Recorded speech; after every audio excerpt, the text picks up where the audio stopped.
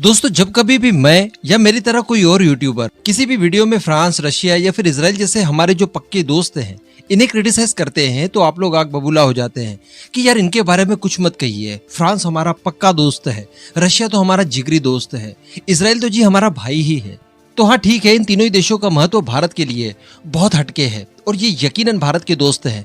यकीनन इन्होंने बुरी परिस्थिति में भारत का साथ दिया है, लेकिन अल्टीमेटली ये लोग करते हैं भारत के साथ बिजनेस और उस बिजनेस में ये लोग देखते हैं सबसे पहले अपना फायदा।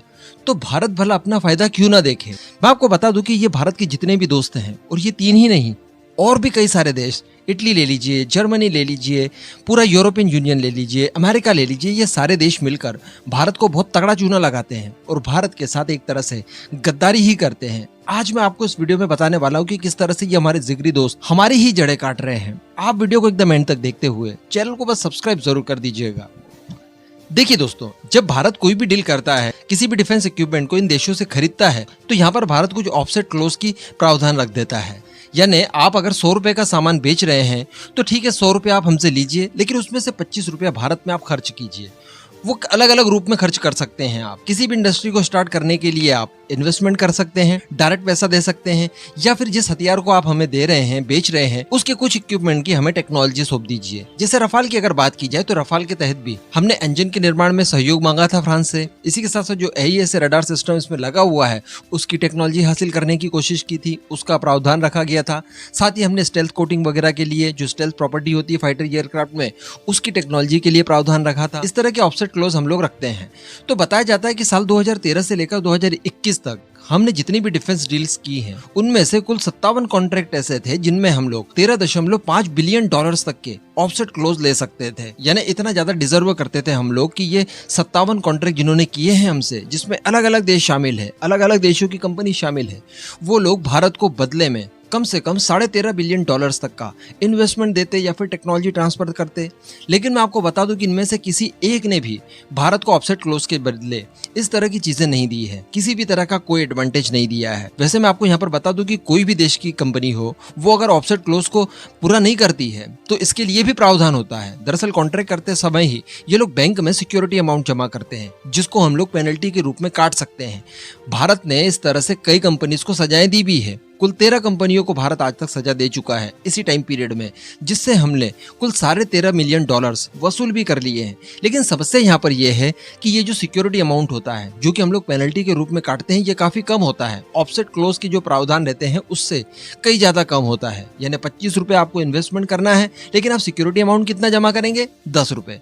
तो कंपनीज ये सोचती है कि ठीक है, आप 10 रुपए पेनल्टी के रूप में काट लीजिए, उसके बाद भी उन्हें 15 रुपए का फायदा हो जाता है। अब समझ रहे हैं ना, इस वजह से ये लोग ऑफसेट क्लोज को पूरा नहीं करते, और चूंकि भारत के कानून बड़े लचर हैं, इस वजह से इन पर ज्यादा ध्यान दिया नहीं जाता। लेकिन अब बताया जा रहा है कि डिफेंस मिनिस्ट्री की तरफ से इन सारी कंपनीज के ऊपर कार्रवाई करने के लिए पूरी तैयारी कर ली है। इनके ऊपर डेफिनेटली कार्रवाई होगी। हो सकता है कि इसके चलते कई सारी कंपनीज बैन तक हो जाए, यानी हम उन्हें ब्लैक लिस्टर भी कर दे। अब आप थोड़ा सा ये भी जान लीजिए किस तरह से धोखाधड़ी करने वाली कौन कौन सी कंपनीज आखिर रही है। तो अगर फ्रांस की बात करें तो डसॉल्ट एविएशन है, थेल्स है, या फिर साफरान है जो कि रफाल के अलग अलग पार्ट्स वगैरह डेवलप करती है।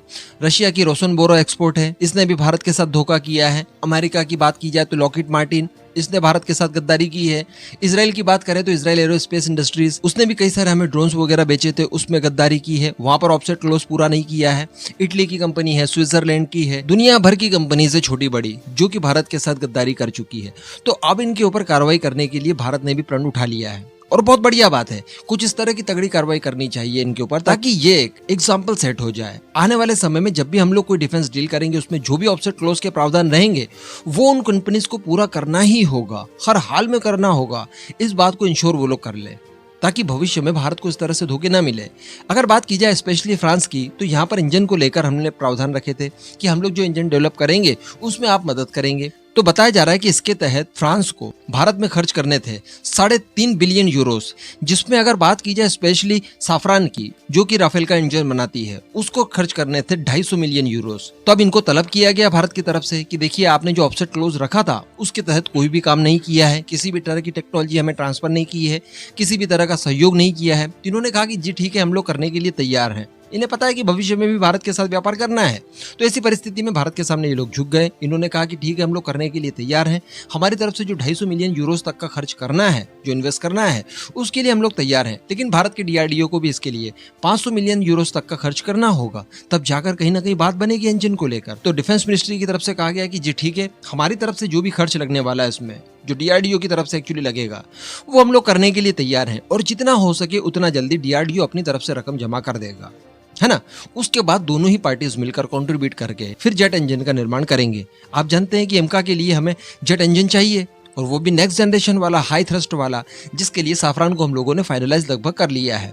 डिफेंस मिनिस्ट्री की तरफ से कहा गया है कि आने वाले 1 महीने के अंदर अंदर ये सारी चीज़ों के ऊपर बात बन जाएगी और काम शुरू होने के लिए पूरी तरह से तैयार हो जाएंगी दोनों ही पार्टीज। तो फिर इस तरह से एमका का इंजन निर्माण किया जाएगा DRDO और फ्रांस की साफरान एक साथ मिलकर। अब इस पूरे मुद्दे पर आपका जो भी मानना हो नीचे कमेंट करके जरूर बताइएगा।